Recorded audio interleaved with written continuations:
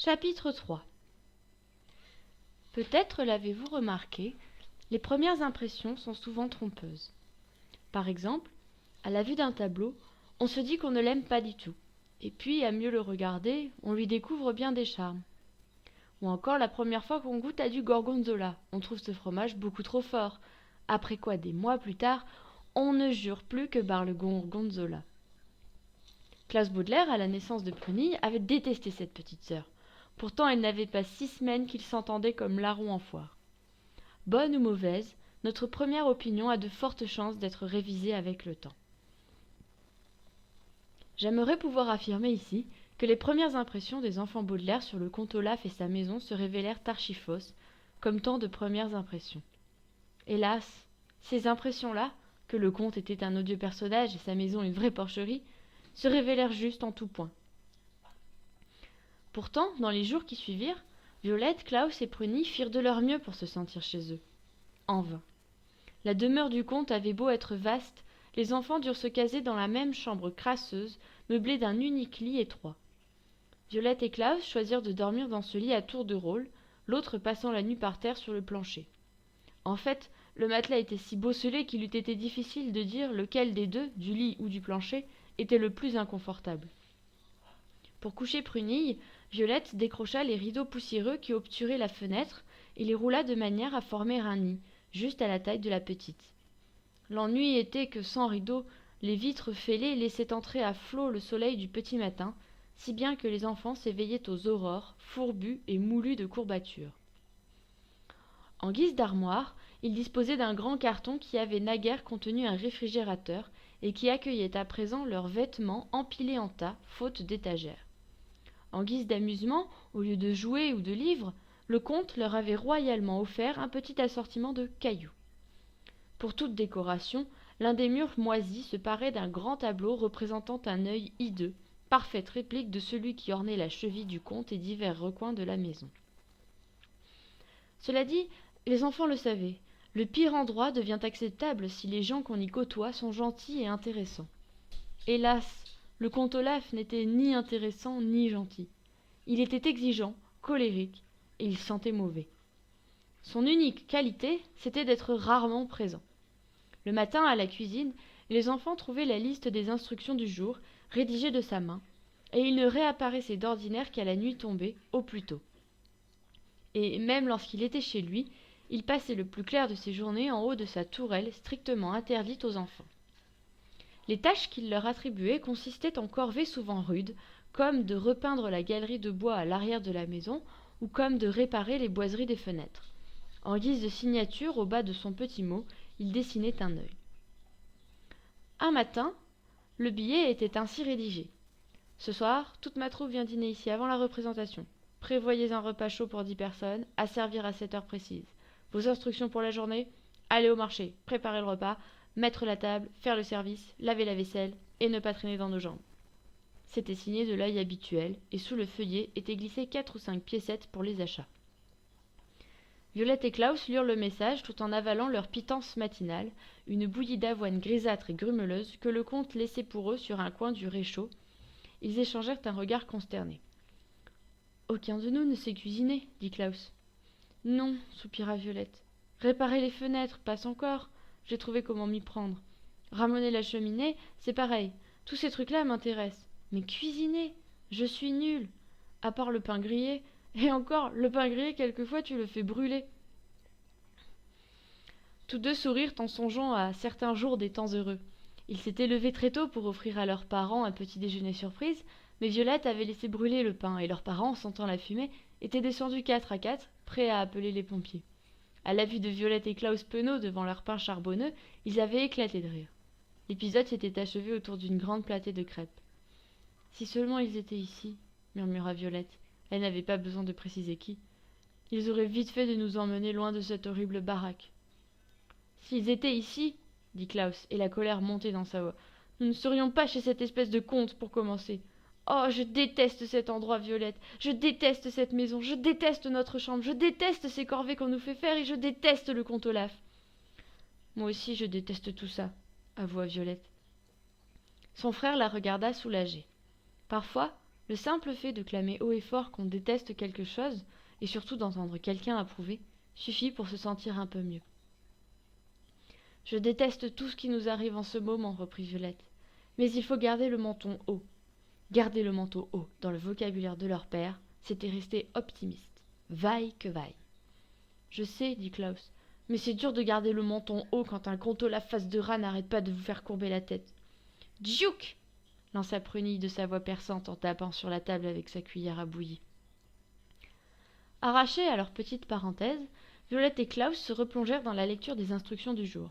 « On pourrait peut-être trouver un livre de cuisine, suggéra Klaus, et lire dedans comment s'y prendre. Préparer un repas simple, ça n'a sûrement rien de sorcier. » Ils passèrent 5 bonnes minutes à ouvrir et refermer les placards du conte. En vain, pas trace de livre de cuisine. « Je l'aurais parié, commenta Violette. Tu en as vu, toi, des livres dans cette maison ? » La mine de Klaus s'allongea. « Pas l'ombre d'un. Et si tu savais comme ça me manque ? J'ai une idée. Et si on essayait d'aller dans une bibliothèque ? D'accord, mais pas aujourd'hui. Aujourd'hui, je te rappelle, nous préparons à dîner pour 10 personnes. À cet instant, on frappa à la porte d'entrée. Les 3 enfants échangèrent un regard anxieux. « De la visite ?» s'étonna Violette. « Qui pourrait avoir envie de voir le comte Olaf ? » « C'est peut-être quelqu'un qui veut nous voir, nous ?» suggéra Klaus sans grand espoir. Depuis la tragédie qui les avait frappés, les enfants Baudelaire avaient vu leurs amis se faire rares, autrement dit cesser d'écrire ou de donner signe de vie, ce qui n'avait qu'alourdi encore leur chagrin. Naturellement, ni vous ni moi n'abandonnerons jamais un ami dans la peine, mais c'est une triste réalité que, lorsqu'on est en deuil, on perd autant d'amis que si l'on avait la peste au moment justement où on aurait tant besoin de soutien. Les 3 enfants gagnèrent sans bruit la porte d'entrée, et Violette regarda par le judas en forme d'œil. Elle eut la joie de découvrir la juge Abbott derrière le battant et s'empressa d'ouvrir tout grand. « Madame la juge !» s'écria-t-elle. « Quelle bonne surprise !» Elle faillit ajouter « Entrez !» mais se ravisa. La juge risquait de désapprouver cet intérieur sombre et répugnant.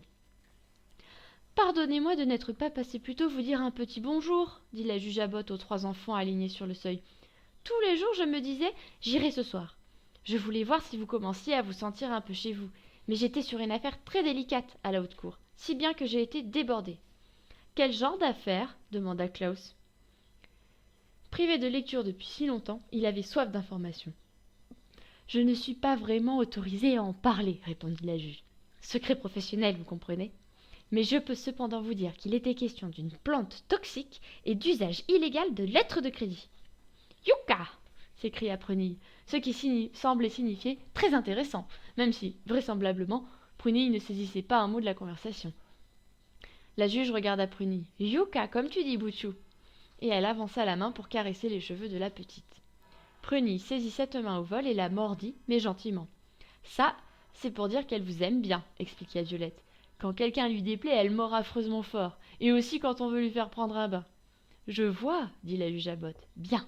Dites-moi, les enfants, tout va comme vous voulez ? Vous n'avez besoin de rien ?»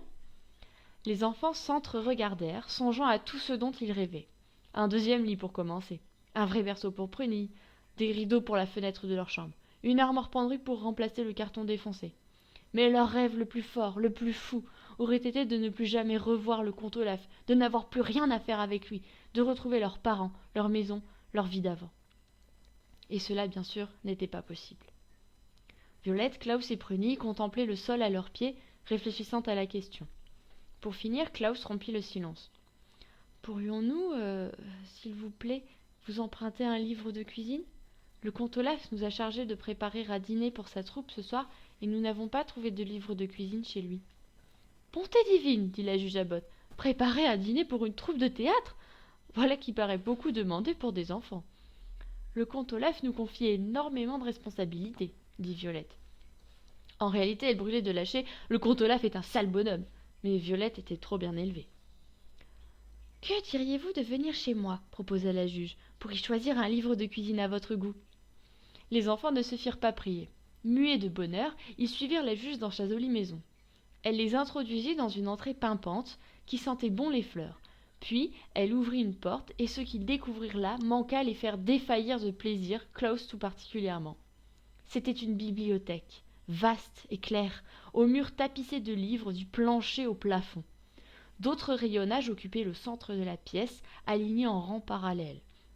Le seul espace un peu dégagé était un angle tout au fond, meublé de fauteuils rembourrés autour d'une table de bois ciré, un merveilleux coin lecture éclairé de lampes tulipes. Bien que nettement plus modeste que la regrettée bibliothèque Baudelaire, l'endroit respirait le confort et les enfants furent transportés de joie. « Mazette !» souffla Violette. « Quelle bibliothèque géniale !»« Merci beaucoup, » dit la juge. « Voilà des années que j'amasse les livres et je suis très fière de ma petite collection. À la condition, il va de soi, que vous en preniez bien soin, c'est avec joie que je vous prêterai tous ceux que vous voudrez. Bon, les livres de cuisine sont par là, si nous y jetions un coup d'œil. » D'accord, dit Violette. Et ensuite, si vous le voulez bien, j'aimerais voir ce que vous avez au rayon génie mécanique. J'adore inventer des machines. Et moi, dit Klaus, j'aimerais regarder vos livres sur les loups. Depuis quelque temps, je m'intéresse à la faune sauvage d'Amérique du Nord. Livre, livre cria Prunille, ce qui signifiait assurément « Et moi, je voudrais un gros livre d'images. » La juge Abbott sourit. « Quel plaisir de rencontrer des jeunes de votre âge aimant les livres. Mais commençons par vous trouver une bonne recette. Qu'en pensez-vous » Les enfants consentirent, et, pendant une demi-heure, ils compulsèrent sagement les manuels de cuisine recommandés par la juge. À vrai dire, ils étaient si émoustillés de se retrouver hors de leur cage, et dans une bibliothèque qui plus est, qu'ils avaient un peu de mal à se concentrer sur l'art culinaire. Pour finir, ce fut Klaus qui dénicha la recette idéale, aussi simple qu'alléchante. « Écoutez ça, dit-il. Puttanesca. C'est une sauce italienne pour assaisonner un plat de pâtes. Pas compliqué. On prend un poêlon, on y fait sauter des tomates, des olives, des capres, des anchois, de l'ail, du persil haché et hop, on verse tout sur des nouilles et le tour est joué. Pas l'air compliqué en effet, approuva Violette. Son regard croisa celui de Klaus. Tous deux pensaient à la même chose. Peut-être qu'avec la gentille juge Abbott pour voisine, et avec sa précieuse bibliothèque, s'aménager une petite vie heureuse allait être facile après tout. Aussi facile que de préparer une puttanesca pour le comte Olaf.